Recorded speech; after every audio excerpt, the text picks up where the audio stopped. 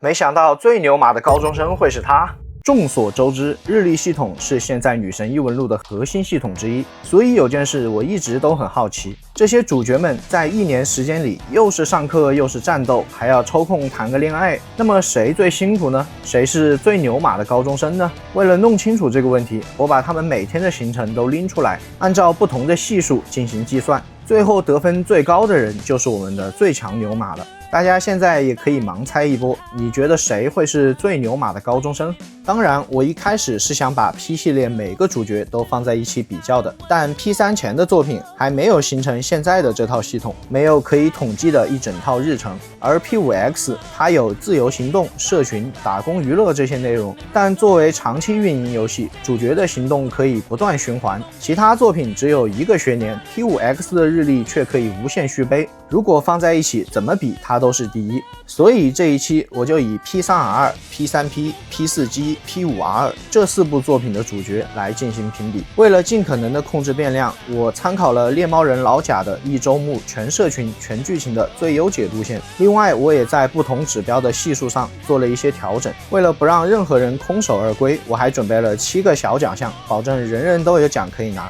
那么话不多说，我们开始今天的颁奖吧。首先，第一个奖项是学习委员，最后以27次学习夺冠的是 P3P 女主西涧晴音，所以说还是女孩子对学习比较上心。其他3个人在闲暇之余只知道到处玩，只有她真的把学生的本职工作放在了心上。什么饮食间、塔尔塔罗斯都不能阻止哈木子学习的冲动，各位同学们一定也要多多向她学习哦。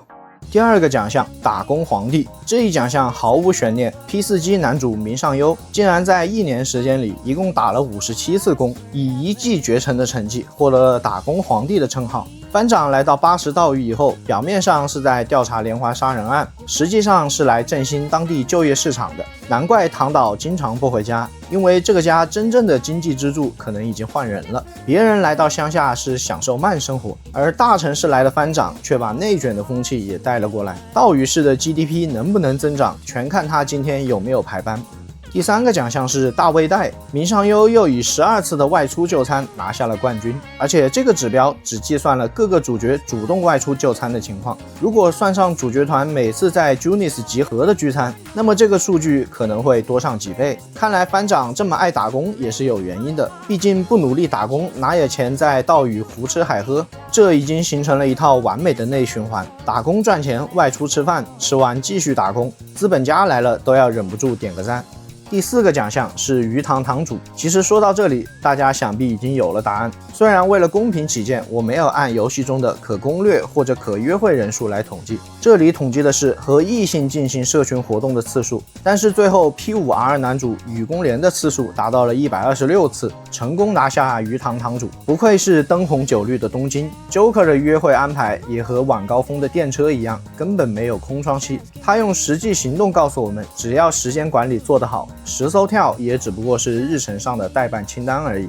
紧接着就是第5个奖项熬夜冠军，在所有夜晚安排中，雨宫莲一共有211次夜间行动，又是全场第一。更离谱的是，怪盗团的大部分殿堂和印象空间入侵都是在放学后的时间段，到了晚上 Joker 居然还能继续安排活动。所以我们可能一直都误会 Mona 了，你以为他总是叫你今天还是早点睡吧，是在强行限制玩家自由，其实他真的是在担心你的身体，毕竟没有他拦着211次可能还只是起步价。第6个奖项是战斗狂，这一项的牛马系数也是所有指标里最高的，毕竟社交和打工累不累我们还有讨论的空间，但去爬塔和 Shadow 拼命肯定不能按照普通社团活动来算。最终拿下战斗狂的是结城里，他一共有30次的迷宫探索或者强制剧情战斗，雨宫莲26次，西涧晴音18次，明上优则是13次。结城里的战斗次数是明上优的2倍还有多，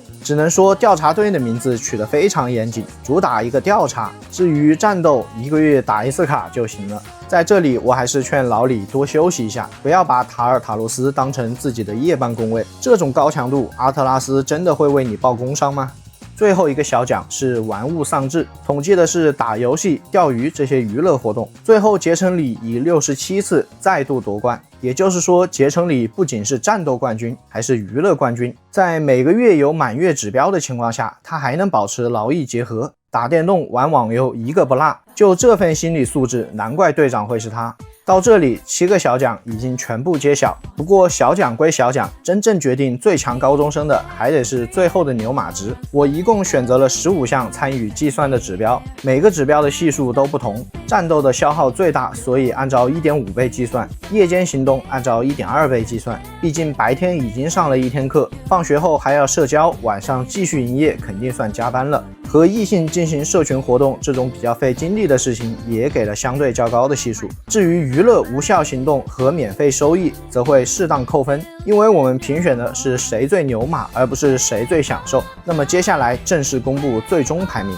第4名西涧晴音，他最后的牛马值是 571.7。 虽然他拿下了学习委员，但在这条攻略线路中，他没有打工，也没有家务，夜间行动同样是最少的。显然他是所有人里唯一懂得拒绝无效内耗的人，其他3个人还在疯狂内卷，他已经悟透了，能不干的活绝对不多干。第3名结成里，牛马值 629.8。 结成里的日程很有意思，他既是战斗最多的人，同时还是娱乐最多的人，突出一个该工作工作，该玩玩。世界末日来了也不能影响我的节奏。如果这次评选的不是最牛马高中生，而是最劳逸结合的高中生，那他应该已经提前锁定冠军了。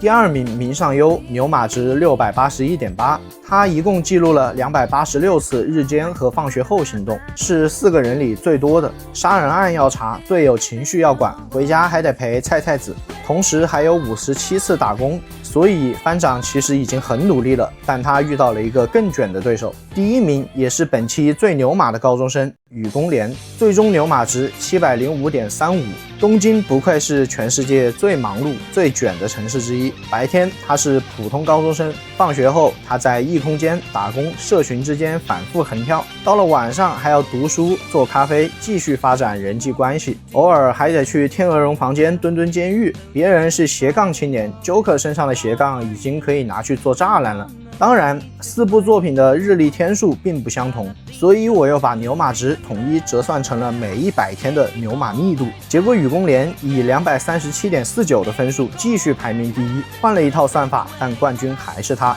只能说女神异闻录最牛马高中生实至名归。